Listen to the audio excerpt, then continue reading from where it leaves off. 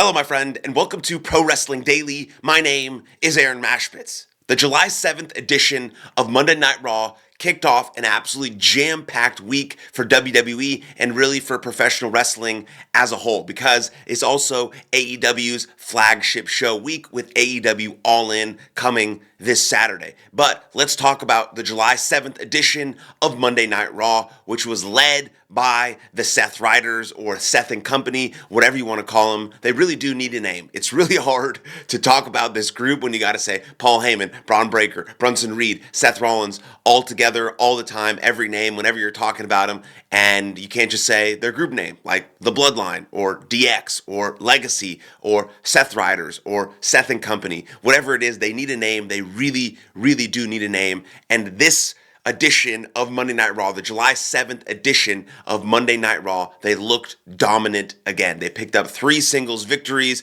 but at the very end of the show, they did chase off LA Knight, who hit his finishing move on Seth Rollins, leading up to Saturday night's main event. Now, some people think LA Knight is World Championship material. Yes, he has the makeup, he has the ability, he has the ingredients to be a world champion, similar to Jey Uso. But just some people don't become world champion, and it's okay. Some of the greatest superstars of all time in WWE history never became world champion, and LA Knight might be one of those guys. Sami Zayn even might be one of those guys, even though I think Sami Zayn will win the big one at WrestleMania, at WrestleMania 42. LA Knight may never win the big one. Now, it really does depend on what happens with this feud with Rollins. If he beats Rollins at Saturday night's main event, then yes, his stock is rising.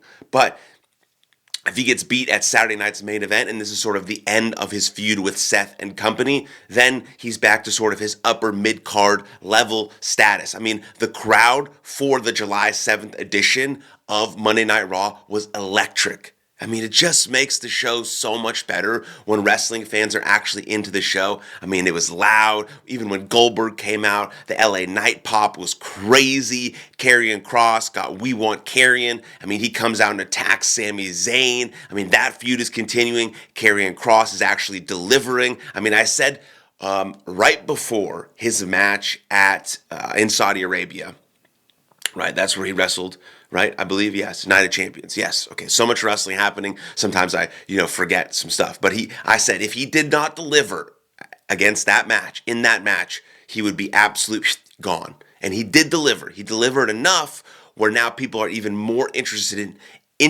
in him, not as just a character, but as a whole professional wrestler, because he proved he could actually wrestle a professional wrestling match. Now he goes on Raw, he attacks Sami Zayn, a beloved Sami Zayn, who's getting chants even when Braun Breaker was speaking, and now Karrion Kross is in this sort of middle ground of is he a bad guy, is he a good guy? We don't really know. He's somewhere in the middle, which I think makes him this mysterious character that fans really enjoy and want to see. So that's really cool to see. We also saw Braun Breaker and Bronson Reed speak for the very first time. Braun Breaker was a bit funny. I mean, you heard the Sami Zayn chants throughout, which is amazing. He was doing exactly what he needed to do. And Braun Breaker's going to learn. He has to learn how to communicate effectively in front of a crowd if he's going to be the face of WWE for the next couple decades. So it's very important. He's been working with Paul Heyman in the back, and you can see that he's grown. He gets more comfortable speaking. He understands what he's trying to do. He sort of sounds like a 2010s,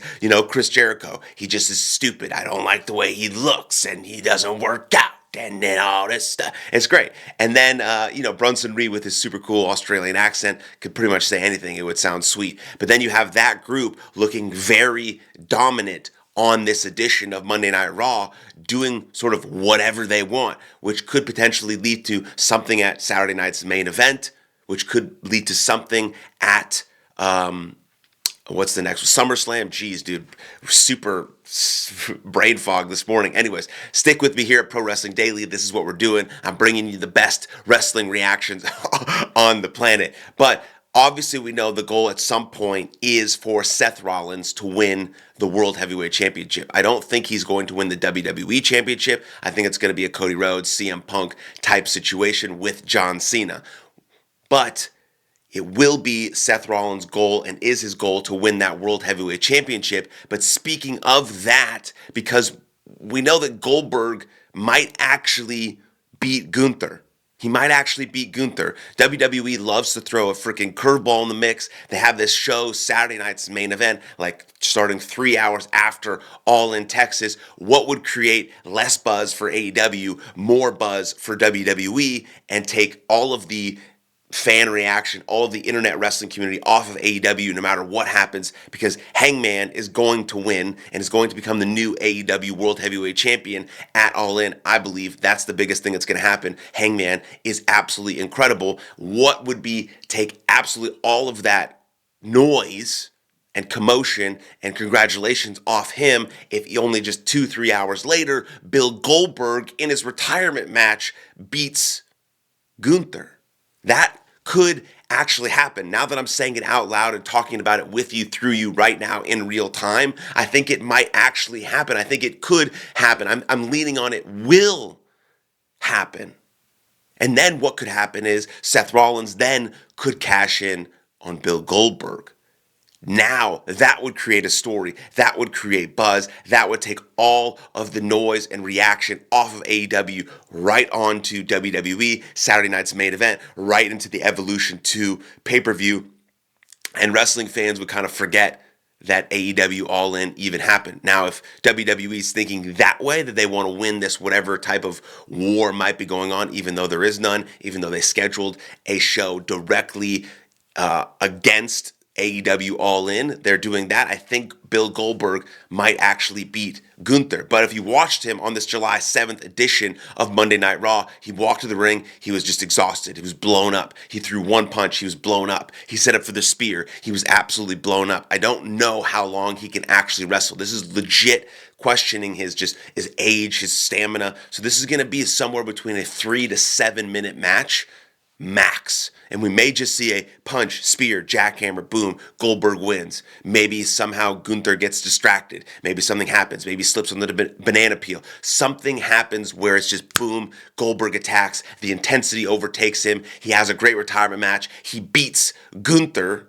And then Seth Rollins potentially comes out, cashes in on Goldberg. And yes, we get that shock and awe of holy shit, Goldberg won the World Heavyweight Championship. Boom, even more shock and awe. Fucking Seth Rollins cashes in on Goldberg, and then Seth Rollins keeps the World Heavyweight Championship all the way up until potentially WrestleMania, or Gunther and Seth Rollins have an absolutely incredible feud. Maybe it goes back and forth a little bit. Eventually, Gunther gets it back, holds it for a while, and then maybe Rollins gets it back at some point so him and Sami Zayn can wrestle for the World Heavyweight Championship at WrestleMania 42. That's my long-term vision for that. So now as I think about this, I think there's more likely a chance that Goldberg wins the World Heavyweight Championship at Saturday night's main event, simply because WWE loves shock and awe. They love all of the attention on them. I mean, ESPN will obviously pick that up. Everyone will pick that up, that Goldberg has won the World Heavyweight Championship in his retirement match, and then immediately after got the Money in the Bank cash in from Seth Rollins. Or they won't even have Seth Rollins cash in. You know, he has his match with LA Knight earlier that day, or earlier that night, I'm sure, because Goldberg and Gunther will be the main event. And then he doesn't even show up. Goldberg wins, ends the show, and now he's not retired. Now he's doing the same exact thing as John Cena. So now we have a John Cena farewell tour. We have a Goldberg who's supposed to be retired but now has a World Heavyweight Championship.